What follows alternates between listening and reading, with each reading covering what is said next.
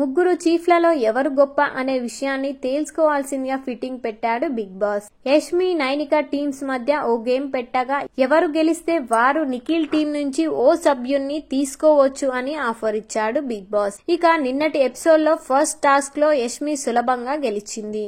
అయితే వీరు నిఖిల్ టీం నుంచి ఎవరిని సెలెక్ట్ చేసుకుంటారు అనే విషయం తెలవాల్సి ఉంది. తాజాగా విడుదలైన ప్రోమోలో ఇద్దరు దోస్తుల మధ్య చిచ్చు పెట్టాడు బిగ్ బాస్. షో మొదటి రోజు నుంచి మంచి స్నేహితులుగా కొనసాగుతున్నారు నిఖిల్, యష్మి. అంతేకాదు కొన్ని సందర్భాల్లో ఇద్దరు ఒకే మాట మీద కూడా ఉన్నారు. ఇక యష్మి చీఫ్ కావడానికి మెయిన్ రీజన్ నిఖిల్. నైనిక, నబిల్ పేరు చెప్పగా నిఖిల్ మాత్రం యష్మి చీఫ్ కావాలంటూ నైనికను ఒప్పించాడు. దీంతో నిఖిల్, నైనికతో పాటు యష్మి కూడా చీఫ్ అయింది. చివరకు ఇప్పుడు ఇద్దరు బడ్డీస్ మధ్య పెద్ద గొడవే జరిగినట్లు తెలుస్తోంది. తాజాగా విడుదలైన ప్రోమోలో రెండు క్లాన్స్ మధ్య సెకండ్ టాస్క్ మొదలైంది. రెండు టీం సభ్యులు చైన్ సిస్టమ్ లాగా నిలబడి చేతులతో పట్టుకోకుండా శరీరం మీదుగా రింగ్స్ ని ఓ వైపు నుంచి మరో వైపుకు చేరియాల్సి ఉంది.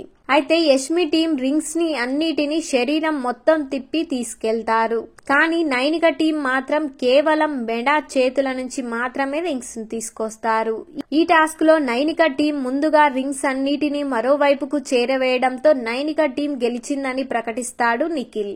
దీంతో యష్మి టీం గొడవకు దిగుతుంది. బిగ్ బాస్ శరీరం మొత్తం తిప్పి రింగ్స్ ని తీసుకురావాలని చెప్పారని చెప్పడంతో శరీరం మొత్తం అని చెప్పలేదు, శరీరం నుంచి అని చెప్పారంటూ నైనిక టీం వాదిస్తోంది.